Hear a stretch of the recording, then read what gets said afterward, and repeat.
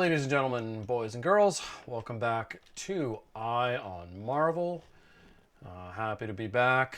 A little break over the weekend, and I'm coming to you with my review of Falcon and the Winter Soldier Episode 3. Before we get into that, a quick reminder: like, subscribe, hit the bell icon. I know you hear that all the time, but as everyone will tell you, it does help with the algorithm and gives me a nice warm feeling inside. So please do so. Let's jump right into it. Let's not waste time. So, third episode of Falcon and the Winter Soldier. I thought it was a good episode. Similar in quality to the second episode. Also similar problems. Not quite as good as the first episode, which I think was the strongest. Overall, the show is still better than WandaVision in my opinion, even if it is less ambitious in telling a unique kind of story. So, basic elements. The show was written by Derek Kolstad, the guy who wrote the John Wick movies. To be honest, I'm not really a fan of John Wick.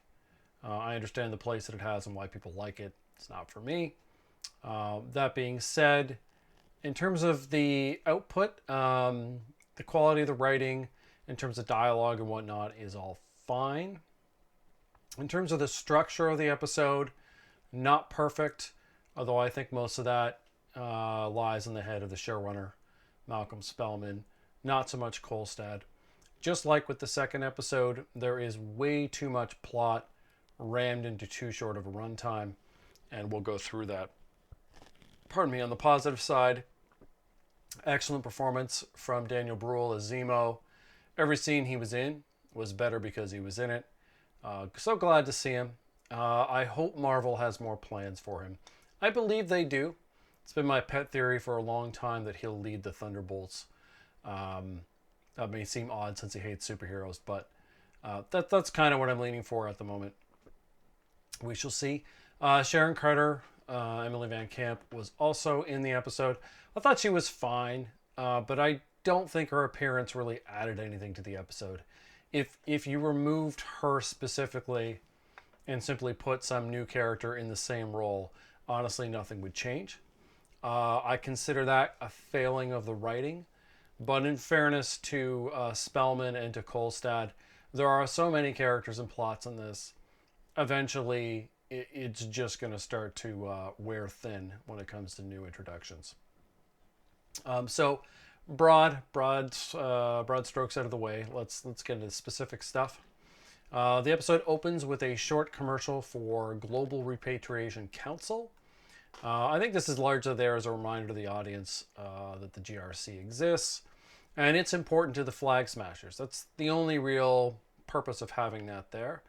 Unfortunately, we know really nothing about it. We know that it's not effectively feeding the refugee camps that it provides for. But other than that, we don't know who's in charge of it. We don't know why it struggles. We don't know why the Flag Smashers have to augment their efforts. We simply don't know. And I'm going to go into why I think that is a little later. That's followed by a short scene with John Walker and Lamar Hoskins, where they continue to look for the Flag Smashers. We see a little hint of Walker's temper, though he gets control of himself. But he continues to make the correct inferences over what's occurring. And I thought that was an interesting choice, that Walker is not being portrayed as incompetent. He's fairly savvy.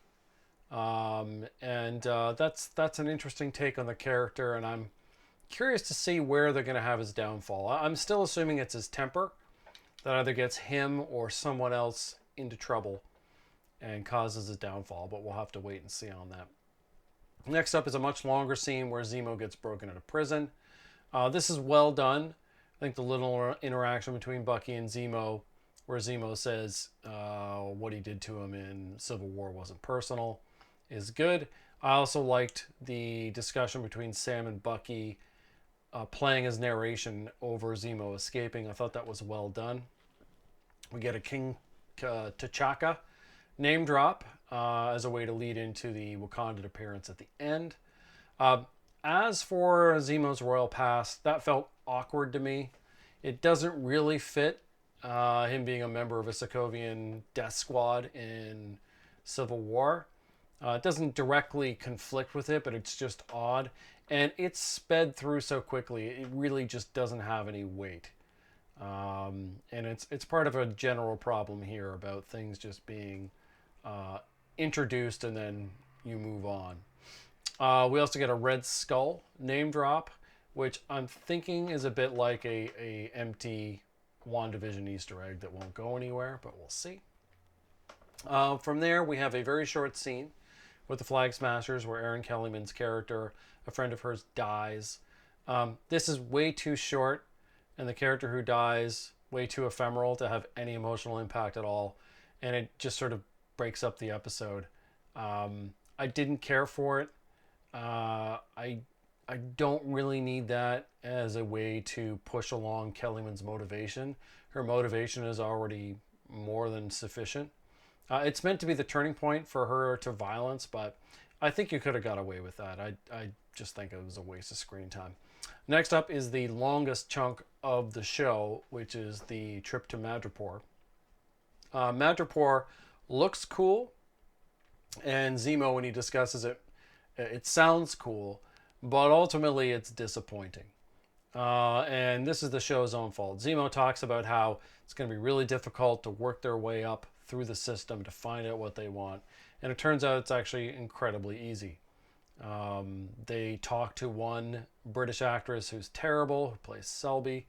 She gets killed by Sharon Carter, and then Sharon Carter gives them Nagel and they leave. It's very underwhelming. It's punctuated by 2 action sequences, neither of which are particularly interesting. The best thing you could say about Madripoor for me is it looks good outside the Nagel scene, which is it could have been a warehouse anywhere, or a dock, I should say. Yeah, Sharon Carter's stuff is mostly fine. I did think her initial dialogue, not when they're in her place, but before that, is not great. I don't mean the words themselves, I mean the performance. Other than that, she's fine. But as I was saying earlier, there's nothing about this scene that calls for Sharon Carter. I mean, I guess you could have an ally, but this could have been a Zemo ally. This could have been anything. And it would have accomplished the same thing. I don't know what they're doing with her character. There were rumors when the show was being shot that Emily Van Camp's schedule prevented her from having a major role. I suspect we'll see her at least once more to sort of wrap this up in some way. I also thought her arc, or her backstory, was a little implausible. Like, why wouldn't Sharon Carter also get a pardon if Bucky and others are getting pardons? You know, Nick Fury's floating around in the space station, has been for months. He can't make a phone call. I don't know. It seemed really odd to me. But on the other hand, you needed some reason for her to be in Madripoor. So it seems like the plot needed her to be there, so they came up with a reason for it. We also, in this chunk of the episode, get the fulfillment of Nagel and the super serum. And I'll get more into that later. It was kind of expected, but done in a way slightly differently, and Nagel is dispensed with toot sweet. Here for a moment, here for some plot exposition, and then boom from Zemo. Something that gets no real reaction from anybody. From there, we get another short scene with the Flagsmasters. This is just chit-chat between Erin Kellyman and other guy. Again, don't care. It's gotten really hard to be invested in the Flagsmasters. I will get to that. So it was just 2 minutes that I would have rather spent doing pretty much anything else. Then there's an even shorter scene with Walker and Hoskins, where they're at the prison where Zemo escaped. Walker correctly deduces who let him out, then talks about doing things off the books, and that it's okay if it works out. And I like this line because it's a classic cliche of cop shows, particularly, or cop movies, where the good cop, you know, there's a corrupt system around him, so the only way for him to get things done is to break the law. And while the context here is different, it is kind of funny seeing Walker leaning on that trope or cliche to make things happen. Again, not being portrayed as a dummy. although certainly a sign that, you know, the ends justify the means, which honestly certainly fits Captain America as a character. Steve Rogers, to a large extent, would have done similar things. From there, we jump to the plane scene with Zemo, Falcon, and Bucky. This is mostly meant to be a reflective scene for Falcon. Here, for the first time, the Isaiah Bradley experiences that he heard about in the previous episode are making him question the shield and what it symbolizes. To me, this wasn't particularly evocative. I went over my problems with how Isaiah Bradley was done in the previous episode. That doesn't help either. But you feel like Falcon, he was a member of the military before he became a hero. And he had plenty of opportunity as someone who was in the military to question its history, question its tactics. A lot of that was there, even if he didn't specifically know the Bradley story. And so to me, it feels a bit much that this specific incident is what tilts him to question it.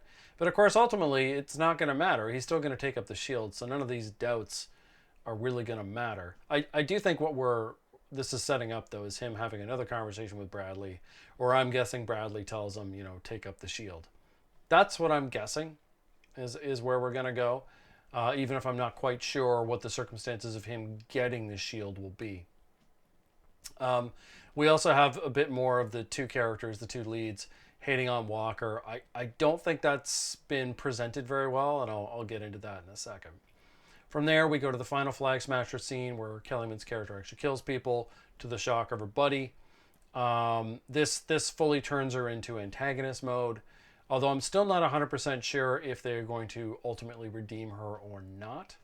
What I do hope is that this means we can resolve the Flagsmashers in the next episode and move on. To me, it is a dangling plot thread. It's poorly developed and isn't interesting, so I can't wait for it to end. And then the final scene is the trio making their way to, well, eventually we're going to see the Sokovian Memorial, but they have arrived at their destination. Zemo has a good line about how neither of the other two have looked into what happened to Sokovia after Age of Ultron. And he talks about how the country's been gobbled up by other countries. Very convenient for Marvel map makers. They don't have to put it back there. I thought that was a nice little point. It's a little line. They don't really reflect on it, but it's a good point. And then we have Bucky running into the Wakandan. Is it Io? I'm not sure how to say her name. This was intended to be a pretty big reveal, and I think for most people it probably was. But for those of us paying attention, this got out last May. So while we didn't know exactly when they would show up, we knew Wakandans would show up in the show. I'm not expecting a significant role, though. I'm guessing they're a one-episode problem and then resolved for this series. So that's the broad strokes of the episode. Let's briefly dig into some specifics. I already talked about Sharon Carter, so I won't reiterate that.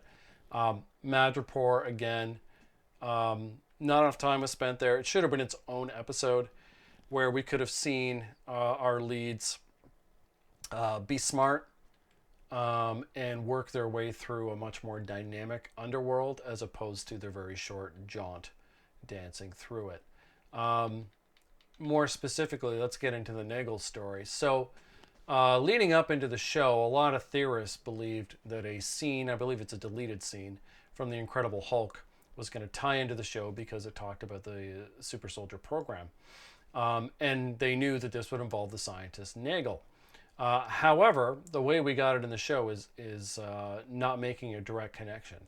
Instead of General Ross and that period being key, instead Nagel's an ex-Hydra scientist, picked up by the CIA, snapped, and then finishes his work with the power broker before the Flagsmashers steal all his samples, and then Zemo shoots him in the head. I think this change was made largely to cut out Universal. I think Marvel, for the most part, wants to minimize the impact that film has simply because they don't have full control over it. Unlike with the Spider-Man franchise, where there's a decent chance they'll get back the Sony rights sooner than later, with Universal, there seems to be no change in the cooperation or lack thereof So putting some space between it and what they're doing here makes a lot of sense. I also thought it was interesting that they made the distinction that people no longer have to have Chris Evans' physique to have received the serum. I think that was done as a mercy to actors who are going to be given the serum. So I think that's why that was in there. But it was kind of funny to me that they threw that line in. So what is the problem with the Flagsmasters? I am clearly not very impressed by it. Why doesn't it work? Because I think on paper it's an interesting idea. The problem is the show has just spent not enough time with the why they are doing what they're doing and what they're doing because of the why. So we know they think things were better before people were brought back. But other than some sense of unity, there's no clear reason given for that. We're also not sure what they do other than provide supplies to refugees. And actually no one could really complain about outside the theft, I suppose. So we don't know what exactly it is that they are trying to accomplish or how. All they're really doing is humanitarian aid that's a byproduct of illegal action. It's very strange. And I feel like the reason we're getting this threadbare exploration of them is if you followed the logic of, hey, let's give up borders and petty national interests and whatever, that's too positive a message to have Falcon and Bucky fighting against. So I think they had an idea, but then they realized that the heroes couldn't be opposed to it in a way that audiences would sympathize with. So they've left it purposefully very vague. And I think that's also why the GRC is incredibly vague. You know, why are there refugee camps everywhere? Who knows? Why aren't they being handled very well? Who knows? There's no exploration of that at all. And it would be an interesting topic to get into. But I think beyond the sympathies that could be engendered, there's just no time. There's just really no time. And I feel like, you know, where this show fails, it's just a lack of time. It's trying to do so many things. It just doesn't have time to do them all efficiently or in a fulfilling way. One other thing I thought I had when I was watching the episode was there was a real opportunity to compare and contrast Sam and Bucky versus John Walker and Lamar Hoskins. You have two pairings. One's Captain America. One could have been Captain America. They have close associates, you know, for different reasons, but close associates. It might have been a really interesting, you know, twinning to like compare the two throughout the story with what their actions are and so on and so forth. And there's no sign of that. And again, I think this is a victim of time. I don't know if Spellman had the idea to do that, but it would have been interesting to see something more dynamic. And unfortunately, Hoskins isn't even really a character, so there's just no opportunity to do that. One thing that's not entirely clear yet, or at least there's a little doubt about, is whether Falcon will ultimately get the serum. I feel like he probably will, that the MCU wants him to be as powerful as Cap, as Steve Rogers. But I really think it would have been, or would be, a lot more interesting if he said no to that, and that being a symbol of hope is not about, you know, being jacked up and powerful, and more just about your actions as a person, the standard you set. But I just don't think they're going to go with that. I think they want him to be able to have the same, you know, fighting prowess as Steve Rogers. So I think he's going to get it. The only thing that's uncertain to me is how does he take it willingly? Is it forced upon him? I'm not sure. You could go either way with that. We'll see. I suspect on some level, I think he'd probably take it himself. Probably after talking to Isaiah Bradley. I feel like that's kind of a chain that the show is going to go through. But it's an interesting question. The other thing that's not entirely clear is how he gets the shield. Since John Walker is being presented fairly sympathetically, death threats on social media aside, you know, but he has to fail. You know, it's one of the things we all know. He's got to fail. He's not going to be Captain America at the end of this. How is that going to happen? I assume his temper is going to cause problems. And one of my pet theories is that it'll get Hoskins killed and that he'll throw down the shield. He'll either try to give it to Falcon, or Falcon will just take it up after he gives it up, or he's stripped of it, one or the other. We'll see. But certainly he's going to do something where he gives it up, or it's taken from him. I'm just not entirely sure how they want Falcon to pick it up, but that is the inevitability. We all know that's going to happen. So that dovetails nicely into the discussion of Walker and why I'm still struggling to sympathize with Bucky and Falcon's hate for him. We're supposed to not like him. We're supposed to go, no, it shouldn't be him. It should be Falcon. And why is that? Well, on Bucky's side, Steve picked him. And if Steve is wrong, then he might have been wrong about Bucky. Now, this is terrible, terrible logic. You'd think Bucky was smarter than this, but that's all he has to go on, and that just makes him hate John Walker. And presumably, he would hate anyone other than Falcon having the shield. Even though I think he somewhat jokingly brings up taking it himself. I think that's just a kick in the ass to Falcon. As for Falcon, why is he upset? Well, he thought turning down the shield meant it would just be retired. So his sentiment seems to be, Steve chose me, so it's up to me whether it's being used or not. This is, again, pretty poor logic, but in both cases, they're leaning very heavily on this is what Steve Rogers wanted. And this seems kind of odd to me if the point of this is Falcon empowering himself to become Captain America. He's not going about the decision to want to be that way. He's not leaning on himself. He's leaning on someone else. It's not what I would have gone with. The other problem is, their reaction to him seems way, way overboard for what the guy has actually done so far. From what the show has given us, he seems reasonably qualified. He wants to do well. He tries to work with them and help them, and they reject him out of spite. It's an odd choice, and I feel like the show is leaning very heavily into the meta-narrative where the fans are like, no, it's supposed to be Falcon because Steve said so, and that will be enough, that they don't really have to worry too much about persuading you that that's the right choice. And I wish they'd gone for something a little deeper. Unfortunately, I think we're too far into it for this to change. I think this is what we have.